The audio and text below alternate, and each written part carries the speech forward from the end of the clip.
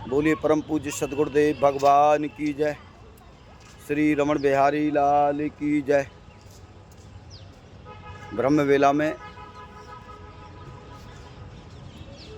आप सभी को हृदय से जय श्री कृष्ण सुप्रभात। आपका दिन मंगलमय हो, भगवान से यही प्रार्थना करते हैं। सभी परिवार सहित आनंदित रहें, सभी सुखी रहें, सबके हृदय के अंदर गुरु गोविंद के चरणों की भक्ति प्रकट हो, ऐसी हम राधा रानी के चरणों में प्रार्थना करते हैं। वास्तविक हमको अगर अपना जीवन, अपने विचार, अपने क्रियात्मक कर्म और अपना स्वभाव अगर ठीक रखना है तो दो दोषों से बचना है। दो दोष कौन कौन से हैं? महापुरुष बताते हैं, एक अन्न दोष, एक संग दोष। क्योंकि हम जैसा अन्न खाते हैं वैसे ही विचार हमारे अंदर प्रकट होने लगते हैं। इसीलिए बहुत ही पवित्रीकरण करके अपनी राम रसोई को स्वच्छ करके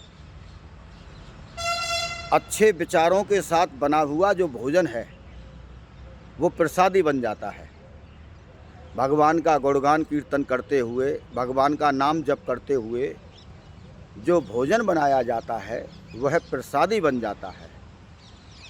उस प्रसादी का भगवत भोग लगा करके, भगवान को अर्पण करके, और अगर कभी ऐसी राधा रानी की कृपा हो, कभी कोई संत महापुरुष आ जाएं या कोई साधु आ जाए, वही प्रसाद भोग लगने के बाद अगर उस साधु को खिला दिया जाए, किसी संत महापुरुष को खिला दिया जाए, वही प्रसाद महाप्रसाद बन जाता है।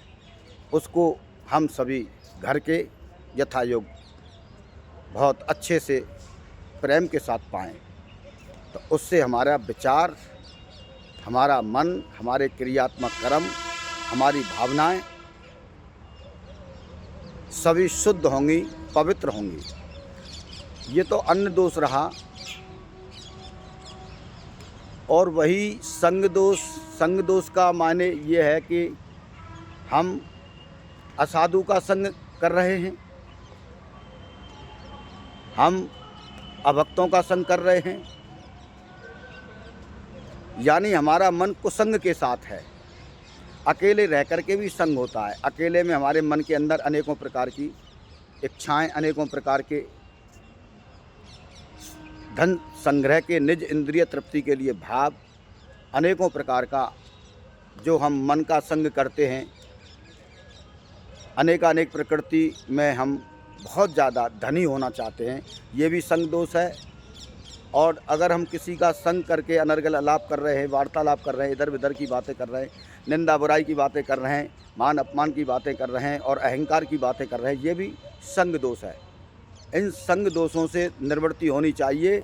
क्योंकि आप समझ लीजिए, जब चींटी लकड़ी का संग करती है तो यही चींटी जल करके अग्नि में सुहा हो जाती है। यही चींटी जब किसी फूल का संग करती है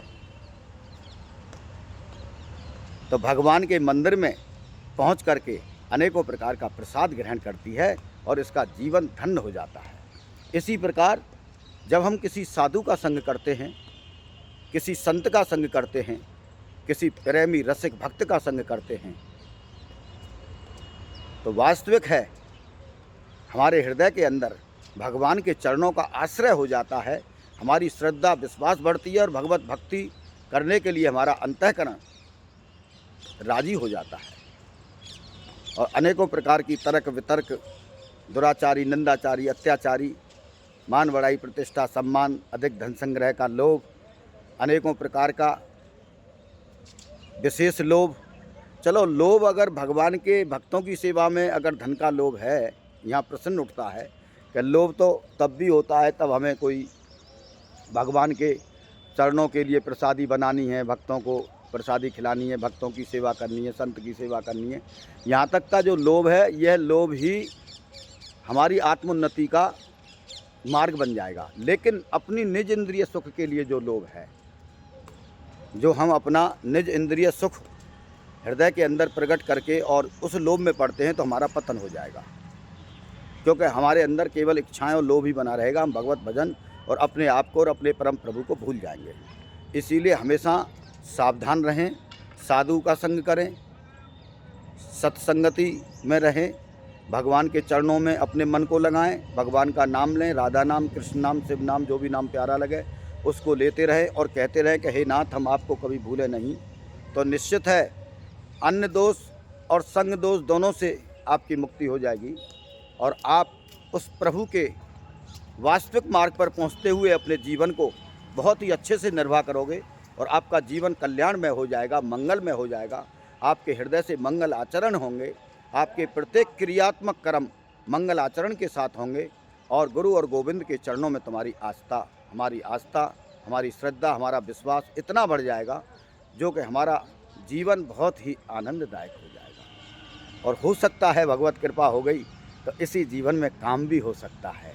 काम माने जिस लिए ये मानव का जन्म हमको मिला है, देव दुर्लभ मानव का जन्म जो हमको मिला है, उसका जो मूल्य है वो भी प्राप्त हो जाएगा। भगवान की विशेष कृपा होने पर, भगवान की अति कृपा होने पर वह मूल्य भी सार्थक हो जाता है, मूल्य हमको प्राप्त हो जाता है। जैसा संत महापुरुषों की कृपा से आज का विचार हमारी समझ में आया है, और अगर ये विचार आपको अच्छा लगे तो अपने जीवन में इसको ज़रूर उतारना, और अच्छा नहीं भी लगे तो नज़रअंदाज करके छोड़ देना और अपने भगवान से प्रार्थना करते रहना, जिससे हमारा जीवन मंगलमय हो। इन सभी शब्दों के साथ आपको हृदय से जय श्री कृष्ण। फिर भी अगर कोई त्रुटि हो तो क्षमा करना। जय जय श्री राधे, जय जय श्री कृष्ण। आज दिनांक 12 मार्च 2025 आपका दिन शुभ हो।